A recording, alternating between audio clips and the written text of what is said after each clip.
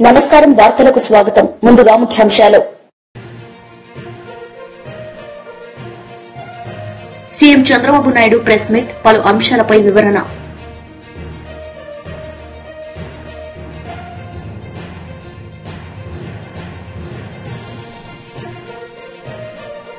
మాజీ మంత్రి Vidadala Rajini press meet, mass warning. CM Chandrababu Naidu media సమావేశం నిర్వహించారు. ఈ సందర్భంగా పలు అంశాలపై ఆయన మాట్లాడారు. ఎందుకు నేను ఈ మాట చెప్తున్నానంటే, ఈరోజు గెలుపు అనేది ఒక బీజేపీకో ఒక ఢిల్లీలో ఉండే ప్రజలకే కాదు, భారతదేశంలో ఉండే ప్రజలందరికీ ఆత్మ గౌరవానికి సంబంధించిన విషయం. ఈరోజు ఎక్కడికి పోయినా ప్రపంచంలో మీది ఏ దేశం అంటే భారతదేశం చెప్తాం, మీ రాజధాని ఏదంటే ఢిల్లీ అని చెప్పుకుని గర్వంగా చెప్పుకుంటాం. మనం అందరం కూడా మనకు మంచి భవిష్యత్తు ఉండాలి, ఎక్కువ అవకాశాలు ఎక్కడ ఉంటాయనుకుంటే మన రాజధాని పోవాలనుకుంటాం. అది రాష్ట్ర రాజధాని కానీ దేశ రాజధాని కానీ. యాస్పిరేషన్స్ని ఫుల్ఫిల్ చేసే ప్లేస్గా ఉండాలి. అలాంటి రాజధాని ఇటీవల కాలంలో ఒక వెదర్ పొల్యూషన్, ఒక పొలిటికల్ పొల్యూషన్, ఈ రెండు పొల్యూషన్స్ కలిపి ఢిల్లీకి పోవడం మానేసి ఢిల్లీ నుంచి వేరే ప్రాంతాలకు వెళ్ళిపోయే పరిస్థితికి వచ్చారు. ఒకప్పుడు బీహార్ నుంచి ఒక ట్రైన్ ఎవ్రీడే లేబర్ అంతా కూడా అక్కడికి పోయి పని చేసుకుని మళ్ళా ఈవినింగ్ ఢిల్లీ నుంచి బీహార్కి వెళ్ళేవాడు. ఇప్పుడు బీహార్ నుంచి ఢిల్లీకి రావడంలా పరిపాలన అంటే ఎట్లుంటుందంటే, ఒక్కొక్కసారి పరిస్థితులన్నీ కూడా తారుమారయ్యే పరిస్థితులు వస్తుంది. దానికి ఉదాహరణ ఢిల్లీ. అయితే ఇక్కడ ఏ మోడల్ వర్కౌట్ అవుతుంది భారతదేశంలో అనుకుంటే, ప్రపంచంలో ఎక్కడ కానీ భారతదేశంలో కానీ పీపుల్స్ ఫస్ట్, పీపుల్ ఫస్ట్, ఒక సస్టైనబుల్ మోడల్ క్రియేట్ చేయాల్సిన అవసరం ఉంది. అదే నరేంద్ర మోడీ ఒక సస్టైనబుల్ మోడల్ని క్రియేట్ చేస్తున్నాడు. ఆయన్ని మనస్ఫూర్తిగా అభినందిస్తున్నాం.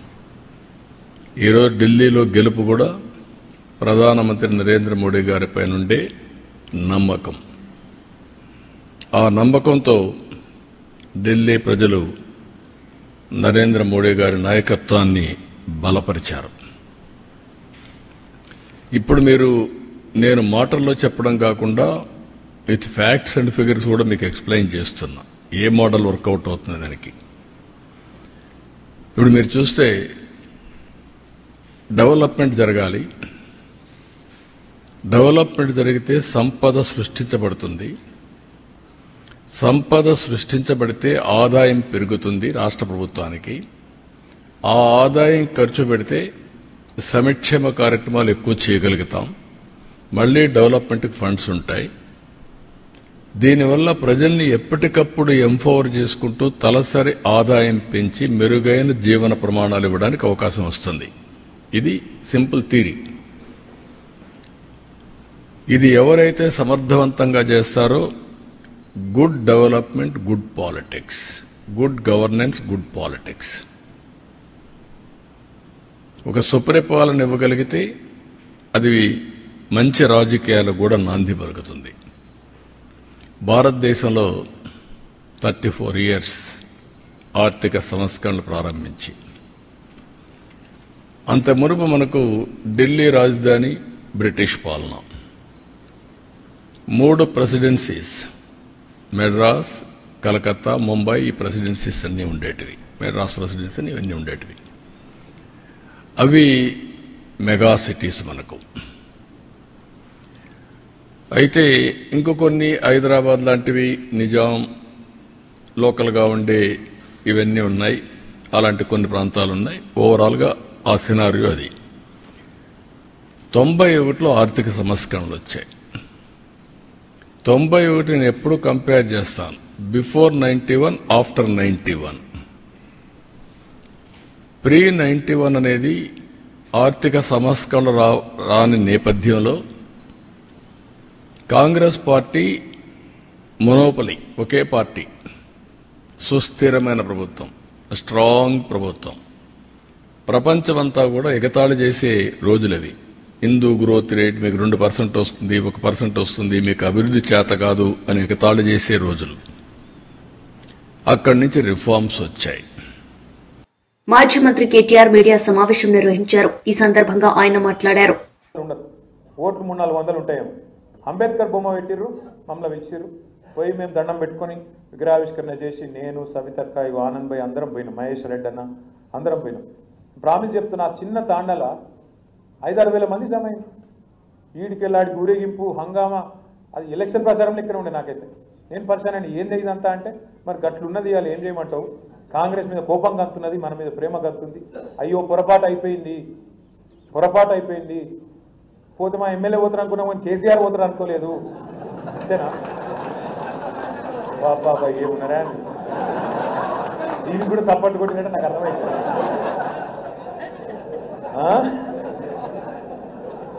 పోతే మా ఎమ్మెల్యే పోతారు అనుకున్నాం కానీ కేసీఆర్ పోతారు అనుకోలేదే. ఇక మరి మీ ఎమ్మెల్యేలందరూ మీద కేసీఆర్ ఎట్లుంటే నాకు అర్థం కాదు. కాబట్టి మనందరం కూడా ఇక గవర్నీ అందుకే ఇవన్నీ నేర్చుకోవాలి, ఒక్కొక్కటి నేర్చుకోవాలండి. మా ఎమ్మెల్యే పోతే కేసీఆర్ కూడా పోతాడు, ఎమ్మెల్యేలు ఉంటేనే కేసీఆర్ ముఖ్యమంత్రి అవుతాడని ఎరుక కావాలి మనకు కూడా.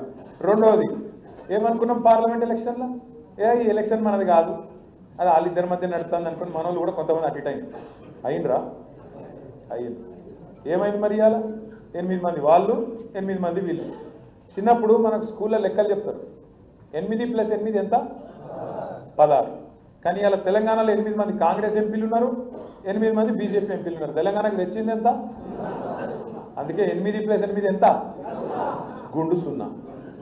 మొన్నటిదాకా ఎగిరింది కదా రేవంత్ రెడ్డి, గుండు 0 అని.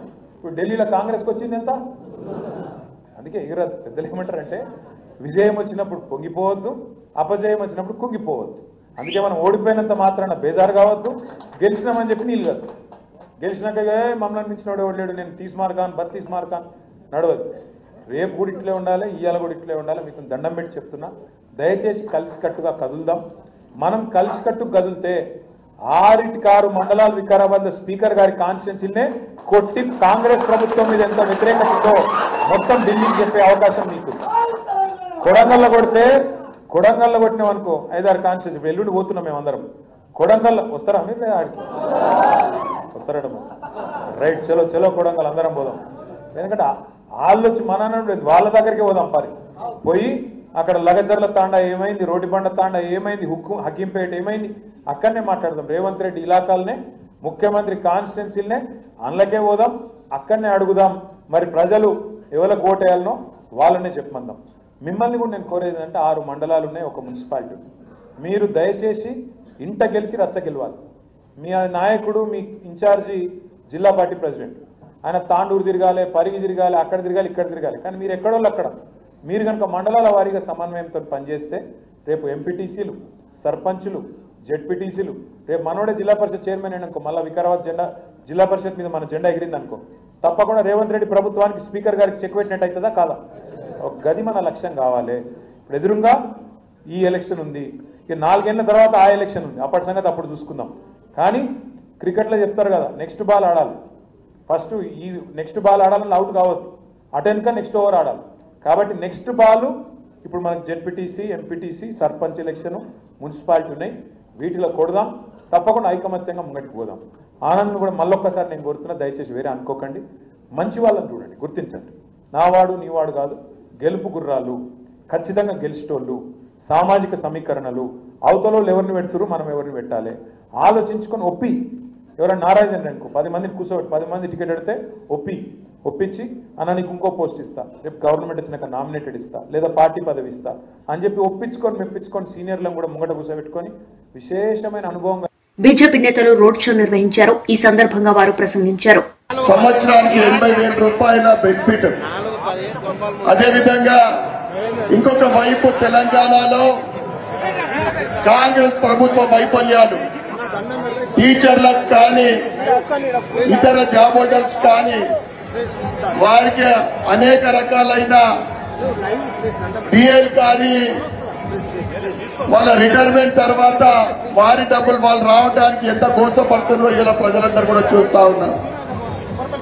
అదేవిధంగా కాంగ్రెస్ ప్రభుత్వము ఎలక్షన్ లో ఇచ్చిన యువకులకు ఇచ్చిన హామీలు ఇవన్నీ కూడా మర్చిపోయి ఈరోజు కేవలము 6 గ్యారెంటీలకు దిక్కు లేదు, 5 డిక్లరేషన్లకు దిక్కు లేని కాంగ్రెస్ ప్రభుత్వం మీద ప్రజలందరూ కూడా కాంగ్రెస్ అంటే తిరుగుబాటు చేస్తా ఉన్నారు. తప్పకుండా గ్రాడ్యుయేట్ ఎంఏ అభ్యర్థి అంజిరెడ్డి గారికి మరియు టీచర్ ఎమ్మెల్యే మన కొమరన్న గారికి వారికి మీ అమూల్యమైన ఓటు గెలిపించవలసిందిగా మీ అందరికి కోరుకుంటూ నాకు ఈ అవకాశం పెట్టినందుకు కూడా ధన్యవాదాలు చెప్పుకుంటున్నాను. భారత్ మాతాకి. పెద్దలు మన మాజీ ముఖ్యమంత్రిని ఓడించినటువంటి కామారెడ్డి శాసనసభ్యులు తాటిపల్లి వెంకటరమణారెడ్డి గారిని మాట్లాడాల్సిందిగా కోరుతున్నాను. భారత్ మాతాకి, భారత్ మాతాకి. ఈరోజు ఈ కార్యక్రమానికి విచ్చేసిన పార్టీకి పునాదులైనటువంటి కార్యకర్తలందరికీ కూడా నా హృదయపూర్వక ధన్యవాదాలు తెలియజేస్తున్నాను. మీరు మీ కష్టం వల్లనే ఇవాళ 8 మంది ఎంపీలు 8 మంది ఎమ్మెల్యేలు గెలిచారు. అది కార్యకర్తల కష్టం. ఇన్ని సంవత్సరాల మీ శ్రమకు, రాబోయే ఈ 4 సంవత్సరాల శ్రమకు రానున్న కాలంలో భారతీయ జనతా పార్టీ రాష్ట్రంలో ప్రభుత్వాన్ని ఏర్పాటు చేస్తుంది. కాబట్టి ఇప్పటి నుండే మనం చురుకుగా పనిచేయాల్సిన అవసరం ఉంది. ఈ రోజు పట్టభద్రుల ఎమ్మెల్సీకి అభ్యర్థుడైనటువంటి అంజిరెడ్డి అన్న గారు కానీ, అలాగే టీచర్ ఎమ్మెల్సీకి అభ్యర్థి అయినటువంటి కొమరన్న గారు కానీ, వీరిద్దరికి కూడా మేధావులు, చదువుకున్న వాళ్ళు, ఉద్యోగస్తులు, అలాగే ఉపాధ్యాయులు అందరూ కూడా ఓటేసి మొదటి ప్రాధాన్యత ఓటేసి గెలిపించాలని కోరుకుంటున్నాం. ఈ రోజు కేంద్ర ప్రభుత్వం చేసినటువంటి ఇన్కమ్ ట్యాక్స్ తగ్గింపు వల్ల ప్రతి ఒక్క ఉద్యోగస్తునికి కనీసం 5 లక్షల రూపాయల ఇన్కమ్ ట్యాక్స్ మిగిలిపోయే పరిస్థితి వచ్చింది. మొన్నటి బడ్జెట్ లో మనకు చేసినటువంటి సాయాన్ని ఈ తెలంగాణ ఉద్యోగస్తులు అందరూ కూడా గుర్తుంచుకుంటారు. అలాగే కాంగ్రెస్ ప్రభుత్వం నిర్వాహకం మీ అందరికీ తెలుసు. ముఖ్యమంత్రి చేస్తున్నటువంటి పనులు కూడా తెలుసు. పాత అయినా అట్లున్నాడంటే కొత్త అయినా ఇట్లున్నాడు. పాత అయినకేమో అలువు గాని అన్ని హామీలు ఇచ్చి ఫెయిల్ అయితే, కొత్త అయినా దానికి డబల్ హామీలు ఇచ్చి కనీసం రైతులకు రుణమాఫీ చేయలేదు, రైతు భరోసా ఇవ్వలేదు, అమ్మాయిలకు 12,000 రూపాయలు, అలాగే స్కూటీలు, అలాగే ఉద్యోగాలు, ఇలాంటివి ఏవి కూడా ఇవ్వని పరిస్థితి ఉంది అనేది ఒకసారి ఆలోచించాల. కనీసం ముఖ్యమంత్రినే ఆలోచన కూడా లేకుండా ఇవాళ ఆయన మాట్లాడుతున్న చిల్లర మల్లర మాటల్ని ప్రభుత్వం. మాజీ మంత్రి విడుదల రజనీ మీడియా సమావేశం నిర్వహించారు. ఈ సందర్భంగా ఆమె ఎమ్మెల్యే ప్రతిపాటి పుల్లారావుపై మండిపడ్డారు. మీద నాతో సహా ఇక్కడ కేసు కట్టారు. ఇక్కడంట వైఎస్ఆర్ కాంగ్రెస్ పార్టీకి సంబంధించినటువంటి నాయకులు, కార్యకర్తలు బయటికి రావద్దు, యాక్టివిటీస్ చెయ్యొద్దు, ఎక్కడ కూడా గొంతెత్తి మాట్లాడొద్దు, ఎవ్వరూ కదలాడకూడదంట. ప్రతి గ్రామం నుంచి ఈ రోజున పోలీస్ స్టేషన్లో కేసులు పెట్టడం, పోలీస్ స్టేషన్లకు పిలిపించడము, హరాస్ చేయడము, తిట్టడము, కొట్టడము, కేసులు పెట్టడము, అరెస్టులు చేయడము, జైళ్లకు తీసుకువెళ్లడము, ఈ విధమైనటువంటి అరాచక పాలన చిలుకలూరుపేట నియోజకవర్గంలో నడుస్తోంది. ఇదట్లా ఉంటే ఇక్కడున్న చాలా మందికి తెలుసు, మా మామగారు 80 సంవత్సరాల వయసు కన్నా పెద్దోడండి. ఆ వయసులో ఉన్నటువంటి పెద్ద మనిషి మీద కూడా కేసు కట్టించాడు ఈ ఎమ్మెల్యే పుల్లారావు. నా మరిది ఫారిన్ సిటిజన్, ఫారిన్ లో వ్యాపారాలు చేసుకుంటే నా మరిది మీద కేసు కట్టించాడు ఈ ఎమ్మెల్యే పుల్లారావు. నాకేనా కుటుంబం ఉంది, మీకు లేదా కుటుంబం? ఎన్ని రోజులు సాగుద్ది అనుకుంటున్నారు ఇట్లా? ఎన్ని రోజులు నడుస్తుంది అనుకుంటున్నారు ఇట్లా? నేను ఇక్కడ మీకు ఒక్కటే చెప్పాలనుకుంటున్నా, ఈరోజు నా కుటుంబాన్ని, మా వైఎస్ఆర్ కాంగ్రెస్ పార్టీ నాయకుల్ని, కార్యకర్తల్ని మీరు ఇబ్బంది పెడతా ఉన్నారు. పుల్లారావు గారు, మీకంటూ ఓ రోజు వస్తుంది, గుర్తుపెట్టుకోండి. ఇంకోసారి చెప్తున్నా, మా కుటుంబం జోలికి వస్తున్నారు కదా, మాది పురుషోత్తపట్నం, గుర్తుపెట్టుకోండి, ఊహించుకోండి ఒకసారి. నేను ఇక్కడ మీ మీద గెలిచి మిమ్మల్ని ఇంట్లో కూర్చోబెట్టాను. ఇక్కడ 5 ఏళ్లు నేను పనిచేశా, నేను ఎమ్మెల్యేగా చేశా, నేను మంత్రిగా పనిచేశా. కానీ ఎక్కడా కూడా ఇలాంటి వాతావరణాన్ని క్రియేట్ చేయలా, ఇలాంటి అరాచక పాలనకు మేము ప్రోత్సహించలా. ఎక్కడా కూడా ఏదన్నా కూడా చట్టం తన పని తాను చేసుకుపోయింది తప్పితే మేము ప్రొవోక్ చేసి, మేము మా ఇంట్రెస్ట్లు ఏమి చెప్పి ప్రజల్ని ఇబ్బంది పెడుతూ ఈ రకమైనటువంటి అక్రమాలకు మేము పాల్పడలా. ఒక పీస్ఫుల్ ఎన్వైరన్మెంట్ ప్రతి ఒక్కరికి, అన్ని వర్గాల వాళ్ళకి మేము కల్పించి ప్రతి ఒక్కరు కూడా సంతోషంగా ఉండి, వాళ్ళకి ఇంకేదైనా కష్టాలుంటే వాళ్లకు మేము తోడుగా అండగా ఉండేటువంటి కార్యక్రమాన్ని చేశాం. ఇక్కడ నేను ఎమ్మెల్యేగా ఉండి, ఇక్కడ మంత్రిగా ఉండి, ఇక్కడ ఉన్నటువంటి ప్రజలకు కొన్ని వేల కోట్లతో గవర్నమెంట్ హాస్పిటల్ నిర్మాణం చేస్తే, ఈ రోజున మన చుట్టుపక్కల ఉన్నటువంటి నియర్ బై ఉన్నటువంటి జిల్లాల్లో వాళ్ళు కూడా, మనకి ఇటు ఉన్నటువంటి ఊర్లలో అందరూ కూడా చక్కగా వచ్చి ఈరోజు వేల సంఖ్యలో చక్కటి వైద్య సేవలు పొందుతున్నారు. ఎప్పుడో చిరకాలపు కలగా ఈ చిలుకూరుపేట ప్రాంత ప్రజల కలగా ఏదైతే బైపాస్ ఉందో, ఆ బైపాస్ కి సంబంధించి ఏదైతే ల్యాండ్ ఎక్విజిషన్ లో భాగంగా రైతులకు డబ్బులు బీఆర్ఎస్ లీడర్ మీడియా సమావేశం నిర్వహించారు. ఈ సందర్భంగా వారు మాట్లాడారు. పరిరక్షణ కానీ ఈరోజు రాష్ట్రంలో రేవంత్ రెడ్డి గారి నాయకత్వాన పాలనకు ఒక కొత్త భాషను చెప్తా ఉన్నారు. పాలన అంటే భక్షించడం, శిక్షించడం. ఎన్నికల సందర్భంగా అనేక హామీలు ఇచ్చి తెలంగాణ రాష్ట్రాన్ని సాధించి 10 సంవత్సరాల కాలంలో కేసీఆర్ గారి నాయకత్వంలో అద్భుతమైనటువంటి పాలన సాగించి ప్రజా జీవితంలో గుణాత్మకమైనటువంటి మార్పు వచ్చిన తర్వాత అధికారాన్ని చేజిక్కించుకోవడమే పరమావధిగా ఎన్నికల మేనిఫెస్టోలో అనేక హామీలు ఇచ్చింది కాంగ్రెస్ ప్రభుత్వం రేవంత్ రెడ్డి నాయకత్వాన. మరి అటువంటి హామీలను నెరవేర్చాల్సినటువంటి బాధ్యతను విస్మరించి ఆ హామీలు నెరవేర్చమని ప్రజల పక్షాన, బీసీ సంఘాల పక్షాన తీవ్రమైనటువంటి ఒత్తిడి వచ్చినటువంటి దరిమిలా మేము ప్రజలకు మంచి చేసే కార్యక్రమాల రూపేణ వాళ్ళు చేస్తున్నటువంటి ద్రోహం, దగ ఇంత అంత కాదు. ప్రధానంగా ఈరోజు మేము సిఎస్ గారిని కలిసి వారి దృష్టికి తీసుకొచ్చినటువంటి అంశాలు 2. ఒకటి, 42% రిజర్వేషన్లు బీసీలకు తీసుకొని వచ్చి ఆ రిజర్వేషన్లు చేయించి అమలు చేయించి మాత్రమే స్థానిక సంస్థలకు ఎన్నికలు జరిపించాలి. రెండవది, కులగణన సందర్భంగా బీసీలకు జరిగినటువంటి ద్రోహాన్ని కూడా వారి దృష్టికి తీసుకురావడం జరిగింది. గతంలో జరిగినటువంటి సర్వేల సందర్భంగా వచ్చినటువంటి బీసీ జనాభాను ఈరోజు వీళ్ళు ప్రకటించినటువంటి లెక్కలను చూస్తే బీసీల గొంతుకోసేటువంటి లెక్కలు వాళ్ళు ఈరోజు మరి చట్టసభల ముందు ఉంచడం జరిగింది. ఇక రిజర్వేషన్ల విషయానికి వస్తే వాళ్ళకు అమలు చేసేటువంటి చిత్తశుద్ధి లేదు కాబట్టి మసిబూసి మారేడుగాయ చేసేటువంటి ప్రయత్నం చేస్తూ ఉన్నారు.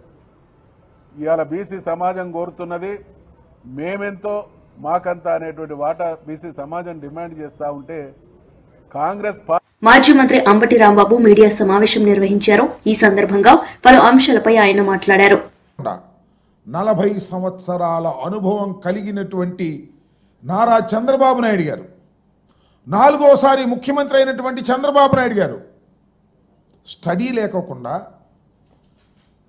ఆలోచన లేకోకుండా, అధికారమే పరమావధి అని భావించి అనేకమైనటువంటి అసత్యాలను, అభూత కల్పనలను, వాగ్దానాలను, అమలు కాని అసాధ్యమైనటువంటి వాగ్దానాలను చంద్రబాబు నాయుడు గారు పుంఖాలుగా చెప్పేశాడు, అధికారంలోకి వచ్చేశాడు. జగన్మోహన్ రెడ్డి గారు నేను మనవి చేస్తున్న ఎన్నికలకు ముందు కూడా ఏ రోజున కూడా తాను చేయలేనటువంటి అంశాలను చేసేటటువంటి ప్రయత్నం చేసేటటువంటి కార్యక్రమమే చేయలేదు. మీరు గుర్తుపెట్టుకోండి. ఆయన ఏది చెప్పినా అది చేయగలుగుతామా లేదా అనే దాని మీద స్టడీ చేసి, సత్య శోధన చేసి, ఇది చేయగలుగుతామని నిర్ణయించుకున్న తర్వాత మాత్రమే దాన్ని చెప్పి అమలు చేసినటువంటి వ్యక్తి జగన్మోహన్ రెడ్డి గారిని మనవి చేస్తున్నాం. అందుకనే మేనిఫెస్టోలో ఇచ్చినటువంటి 99% వాగ్దానాలను నెరవేర్చుకొని మేము ఎన్నికల్లోకి వెళ్ళాం. అఫ్కోర్స్ ఓటమి పాలయ్యాం, అది వేరే అంశం. కానీ చంద్రబాబు నాయుడు ఇచ్చిన వాగ్దానాలండి అమలు చేస్తున్నారా? ఎందుకు వాయిదాలు వేస్తున్నారు? ఎందుకు ఎగవేస్తున్నారు? ఎన్నికలకు ముందు ఏం చెప్పారు? మేనిఫెస్టో అన్నారు, షూరిటీ అన్నారు, గ్యారంటీ అన్నారు, సూపర్ 6 అన్నారు. ఇచ్చినటువంటి వాగ్దానం నెరవేర్చకపోతే ఏంటి అని అడిగితే చొక్కా పట్టుకోండి, కాలర్ పట్టుకోండి అని అన్నారే. చూస్తున్నారు కదా మీకు సోషల్ మీడియాలో. మేము అన్ని స్టడీ చేసాం, కాలర్ పట్టుకోండి మాది అవసరం అయితే అన్నారు. ఏం పట్టుకోవాలి వాళ్ళు చెప్పమని అడుగుతున్నా. అది చెప్పిన పెద్ద మనిషిని. వాళ్ళు ఏం పట్టుకోవాలి? 8 మాసాలు అయింది, ఇచ్చిన వాగ్దానాలు నెరవేర్చలేదు, ఆరకొరగా కుంటిగా ఏదో చేస్తున్నామని ప్రచారం చేస్తున్నారు. ఇప్పుడు ఎవరు చొక్కా పట్టుకోవాలి? ఎవరి కాలర్ పట్టుకోవాలి? ఎవరి మెడ పట్టుకోవాలి? చెప్పమని నేను అడుగుతా ఉన్నా. జగన్మోహన్ రెడ్డి గారు వివరంగా, సుదీర్ఘంగా మీరు చేసేటటువంటి తప్పుడు ప్రచారాలని, మీరు బుకాయించే బుకాయింపులని వివరంగా జగన్మోహన్ రెడ్డి గారు నిన్న సుదీర్ఘంగా చెబితే ఒక్కడ సమాధానం చెప్పడు. ఊరిని చలరమరలుగా మాట్లాడే ప్రయత్నం, ఆయన మంత్రులు, నాయకులు కారు కోతలు గుయ్యటం, పిచ్చిగా మాట్లాడటం, ఈ ప్రయత్నాలు చేస్తున్నారు తప్ప వాస్తవాలు చెప్పేటటువంటి ప్రయత్నం చేయటం వల్ల, జగన్మోహన్ రెడ్డి గారు అడిగినటువంటి ప్రశ్నలకు సమాధానం చెప్పడం వల్ల నేను మనవి చేస్తున్నా.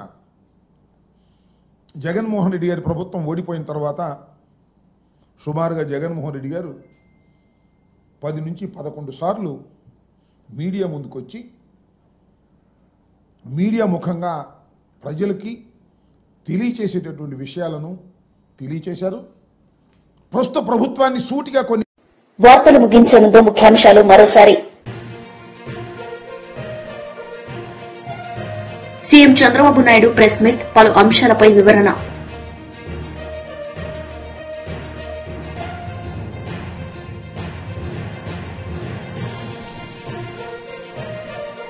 మాజీ మంత్రి Vidadala Rajini press meet, mass warning. ఈ వార్తలు ఇంతటితో సమాప్తం. తిరిగి ప్రసారమయ్యే వార్తల్లో మళ్లీ కలుద్దాం. అంతవరకు సెలవు. నమస్తే.